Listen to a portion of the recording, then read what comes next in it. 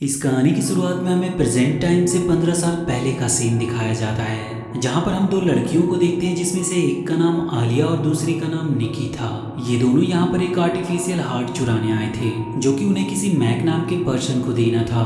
अब बहुत से गार्ड को हराकर उन्हें एक कंटेनर में वो आर्टिफिशियल हार्ट मिल ही जाता है, पर जब वो वहाँ से जाने लगते हैं तो एक एजेंट्स की टीम उनका रास्ता रोक लेती है। साथ ही वो दोनों मिलकर भी उस टीम से जीत ही नहीं पा रहे थे, क्योंकि वो एजेंट्स की टीम बहुत स्ट्रांग थी।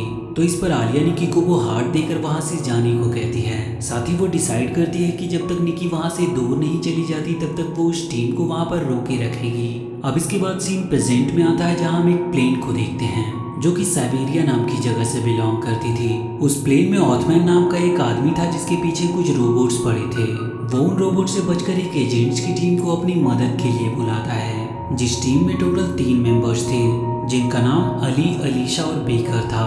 अब उस प्लेन पर आकर बेकर वहाँ एक टूल फिट करता है, जिसकी वजह से प्लेन में एक होल हो जाता है और वो तीनों उस होल के थ्रू उस प्लेन के अंदर आ जाते हैं। वो तीनों उस प्लेन में बिल्कुल सही टाइम पर पहुंचे थे, क्योंकि एक रोबोट ने भी उसी वक्त एक हैमर ओथमैन की तरफ फेंका था। अब उसे रोककर वो सभी उन रोबोट्स को हराते हैं, लेकिन तभी एक रोबोट वहाँ गेट के पास एक बॉम्ब प्लांट कर देता है, जिसके ब्लास्ट होने की वजह से उस प्लेन का गेट टूट जाता है। साथ ही साथ ऑथमैन ब्लास्ट के कारण उस प्लेन से बाहर गिर गया था और प्लेन का एक इंजन भी अब डैमेज हो चुका था। ये देखते हुए अलीसा तुरंत ही ऑथमैन को बचाने के लिए प्लेन से जंप कर देती है। साथ ही बेकर एक सील टूल की मदद से उस होल को ठीक करता है। दूसरी तरफ अली सीधा ही कंट्रोल रूम में जाता है ताकि वो उस प्लेन को कंट्रोल कर सके, लेकिन जब वो अपनी आयरिस पावर का यूज करने का ट्राई करता है तो वो एक्टिवेट नहीं होती। मगर तभी वहाँ पर एक और एजेंट आता है जिसका नाम फिट था। अब अली उसे देखकर थोड़ा शॉक होता है, क्योंकि फिट अपनी आयरिस पावर का बिल्कुल सही से इस्तेमाल कर पा रहा था। साथ ही वहाँ पर एक और एजेंट आ चुका था जिसका नाम बॉबी था। बॉबी ऑथमैन को बचाकर वापस प्लेन में ले आता है और इसी के साथ वो लोग उस मिशन में कामयाब हो चुके थे। इसके बाद अली 2 एजेंट से मिलने के लिए जाता है जिनका नाम डायूग और गंज था। ये दोनों वही एजेंट थे जिसे हमने कहानी की स्टार्टिंग में देखा था। अली उन दोनों से एजेंट फिट के न्यू आयरिस ग्लासेस के बारे में पूछता है, तो वो दोनों अली को बताते हैं कि ये आयरिस बिल्कुल नया मॉडल का है। साथ ही इसे आयरिस नियो नाम की कंपनी ने बनाया है और अभी तक ये सिर्फ एजेंट बॉबी और एजेंट फिट को ही दिया गया है। साथ ही मॉडर्न होने की वजह से इसमें बहुत सारे नए फीचर्स हैं, लेकिन ये आयरिस नियो बिल्कुल नई कंपनी है, जिसके कारण अभी भी उसकी टेस्टिंग ही चल रही है। वो अली को बताते हैं कि अगर वो इसे यूज करता है तो इससे वो अपने आसपास के सिस्टम्स को, जो कि रोबोट्स में भी इंस्टॉल होते हैं, इन सभी को वो कंट्रोल कर सकता है। लेकिन इसके इतना पावरफुल होने की वजह से जो कोई भी उसे यूज करता है वो अपना माइंड कंट्रोल खो देता है। लेकिन अब डायोंग अली से कहता है कि उसने एक तरीका ढूंढा है जिससे वो इस चीज को रोक सकती है, लेकिन वो दोनों ही अभी अली को ये दे नहीं सकते थे जब तक कि इस चीज की सही से ट्रेनिंग ना हो जाए। अब इसके बाद सीन अली के घर पर शिफ्ट होता है, जहाँ पर हमें पता चलता है कि अली अपने फादर के साथ रहता है, क्योंकि अब उसकी मॉम इस दुनिया में नहीं रही। उसके डैड हमेशा अपने काम में बिजी रहते थे, इस वजह से वो अली पर ज्यादा ध्यान नहीं दे पाते। अब एक दिन विक्टर और उसकी मदर अली के घर पर आते हैं, पर विक्टर की मदर को देखकर अली थोड़ा जेलस फील कर रहा था, क्योंकि विक्टर और उसकी मदर का रिलेशन बहुत अच्छा था, जबकि उसके फादर हमेशा अपने बिजनेस में ही बिजी रहते थे। अब उसी दिन शाम को अली अपने घर के बेसमेंट में गया था, तो तभी उसे वहाँ पर एक बॉक्स मिलता है जिसमें उसकी मॉम की बहुत सारी चीजें रखी हुई थी।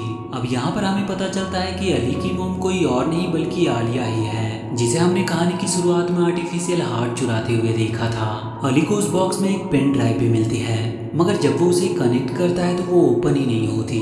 पर वो ये भी नोटिस करता है कि उस पेन ड्राइव पर एक बर्ड का लोगो बना हुआ था। अब इसके बाद हम देखते हैं कि उसे अपने दोस्त बेकर का फोन आता है। बेकर उससे कहता है कि उसे एक अर्जेंट मिशन के लिए जाना होगा, तो अली उसकी बात मानकर तुरंत ही उसकी बताए गए लोकेशन पर पहुंच जाता है।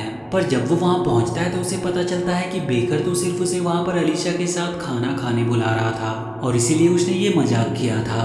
पर अलीशा के वहां आने से पहले अली बेकर को वो पेन ड्राइव देता है और उसे पूरी बात बताता है, और फिर कुछ देर में वहां पर अलीशा भी आ जाती है।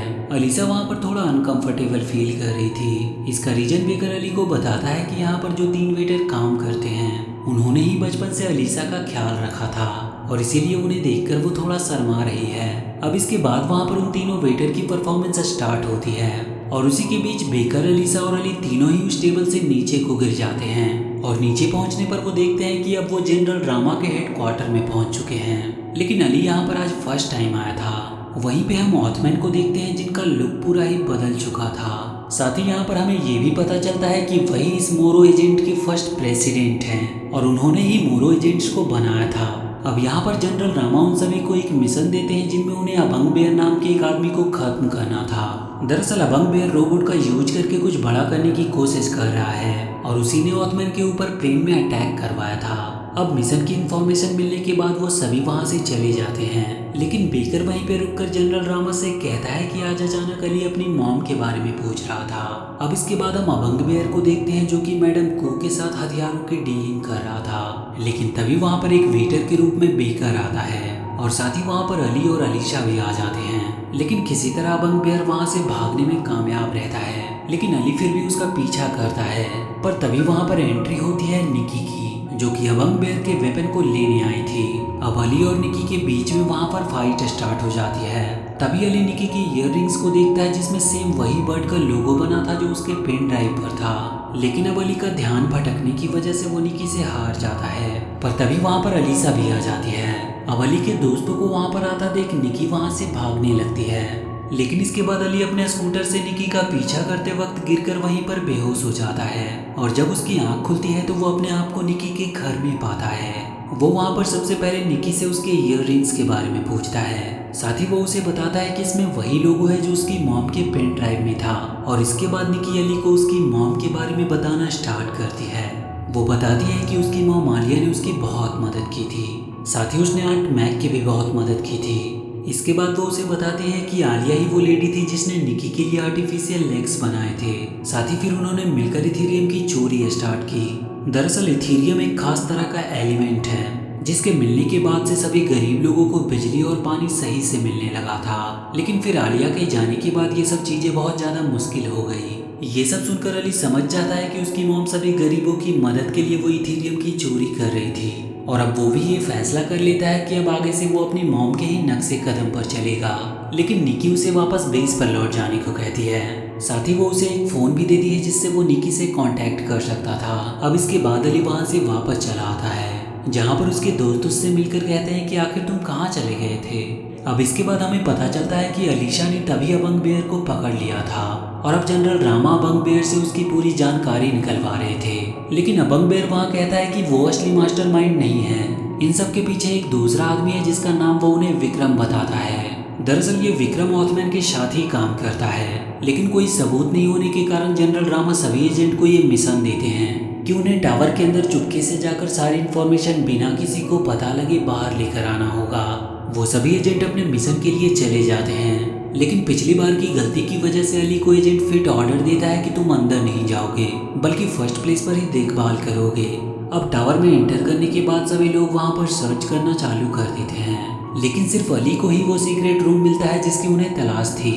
वहां पर बहुत सारा इथीरियम रखा हुआ था। ये देखकर अली तुरंत ही निकी को वहाँ की फोटो भेज देता है और उसे बता देता है कि सारा इथीरियम इसी जगह पर रखा हुआ है। मैसेज पाते ही निकी और उसके आदमी प्लान बना लेते हैं कि उन्हें किस तरह से वो चोरी करनी है। साथ ही अब वो सीधा टावर की तरफ चले आते हैं, लेकिन जब विक्रम को ये बात पता चलती है कि कोई उसके टावर में बिना उसकी परमिशन के एंटर कर चुका है तो वो वहाँ के सिक्योरिटी रोबोट्स को एक्टिवेट कर देता है। लेकिन अब अली भी निकी के साथ उसकी चोरी में उसका साथ दे रहा था और जब वो लोग वहाँ से चोरी करके निकल रहे थे तो वहाँ के रोबोट निकी पर अटैक कर देते हैं। लेकिन सही वक्त पर अली वहाँ पे आकर अपने नए आइरिस का कमाल दिखाता है और सीधा उन रोबोट को कंट्रोल करना स्टार्ट कर देता है। साथ ही जब विक्रम और उसके आदमी वहाँ पर आते हैं तो वो उन रोबोट की मदद से उन पर भी अटैक करता है और इस तरह निकी और अली वहाँ का सारा इथेरियम चोरी करने में कामयाब हो जाते हैं, जिस वजह से अली की बहुत तारीफ होती है और सभी लोग उसे थैंक्स भी कहते हैं। और इसके बाद वो आंट मैक से मिलता है जो उसकी मदर आलिया की बहुत तारीफ कर रही थी। अब इसके बाद जब ये बात ऑथमैन को पता चलती है कि इस सब के पीछे विक्रम का ही हाथ था तो इससे वो बहुत गुस्सा होता है और सीधा ही विक्रम को पकड़कर अपने कस्टडी में लेने का ऑर्डर देता है और साथ ही वो ये भी पता लगाने को कहता है कि सारा इथेरियम रखा कहाँ पे है। लेकिन अली को तो ये बात पहले ही पता था कि सारा इथेरियम उस जगह पर नहीं मिलने वाला। अब जब वो लोग वहाँ पर पहुँचते हैं तो उन्हें वो सभी कंटेनर खाली मिलते हैं। वैसे अभी तक किसी को भी अली की बात पता नहीं चली थी, लेकिन इसके बाद एक दिन आ ही जाता है जब अलीसा को पता लग जाता है कि सारी चोरी के पीछे अली का ही हाथ था।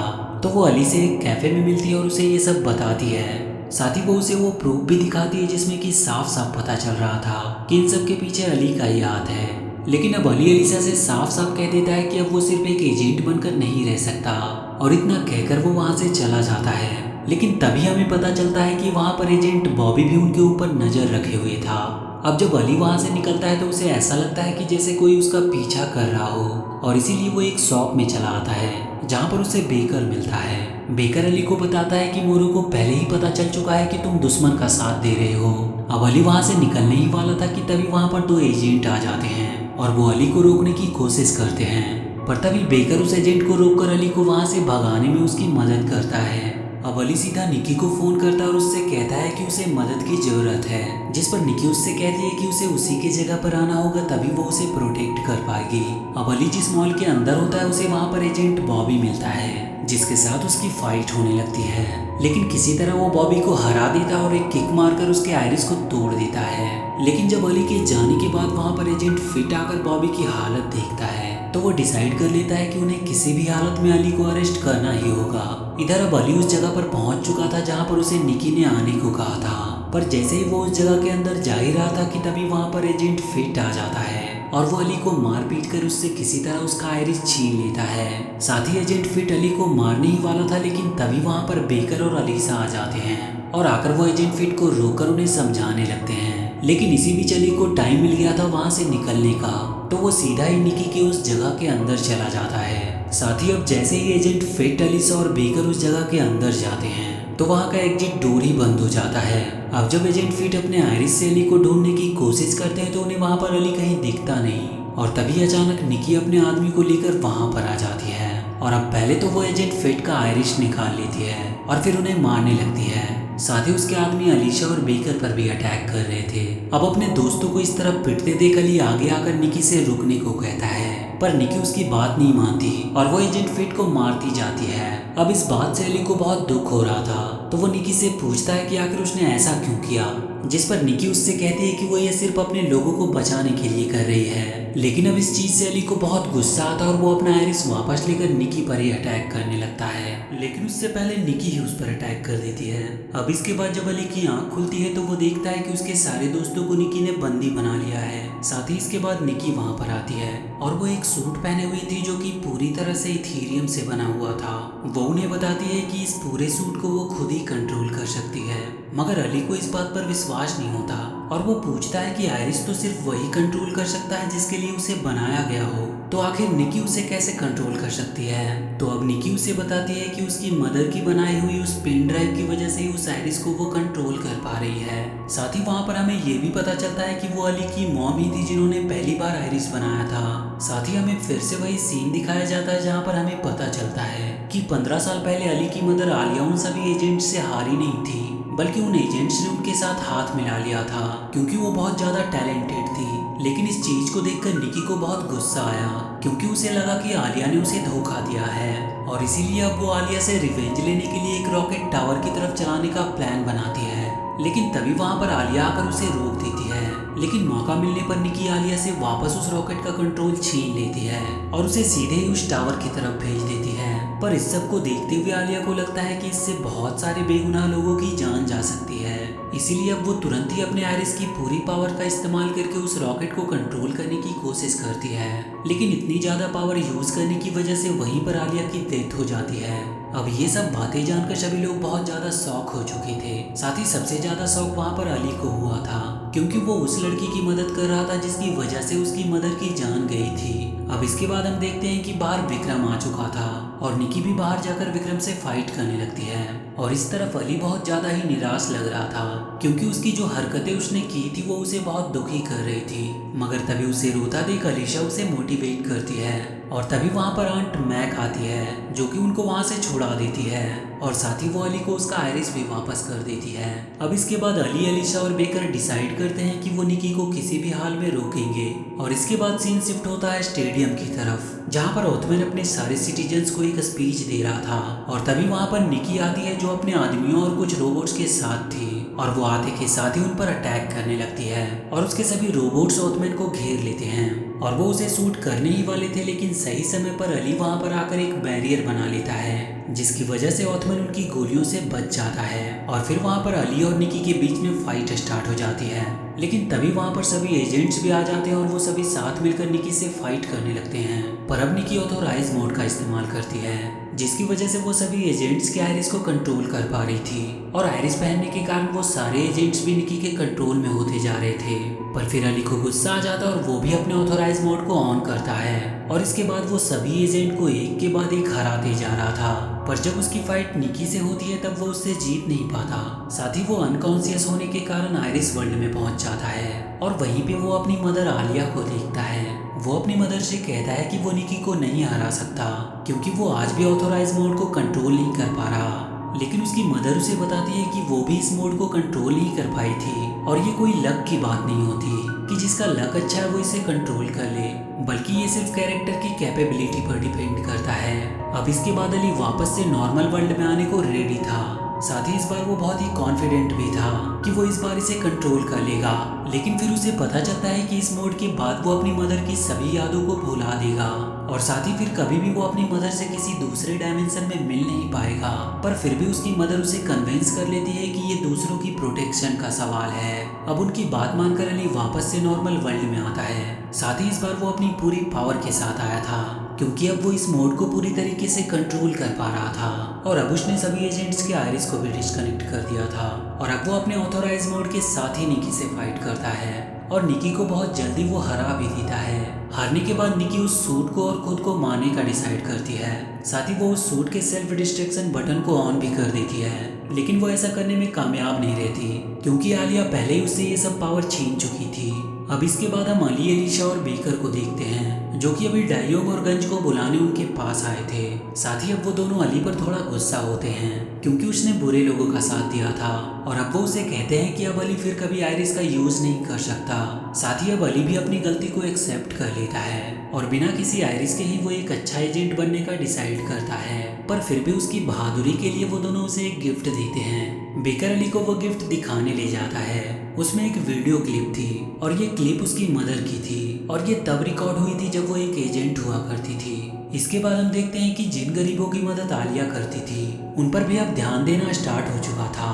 साथ ही सभी एजेंट्स भी जीत की खुशी में पार्टी करते हैं और इसी के साथ ये मूवी यहीं पर खत्म हो जाती है।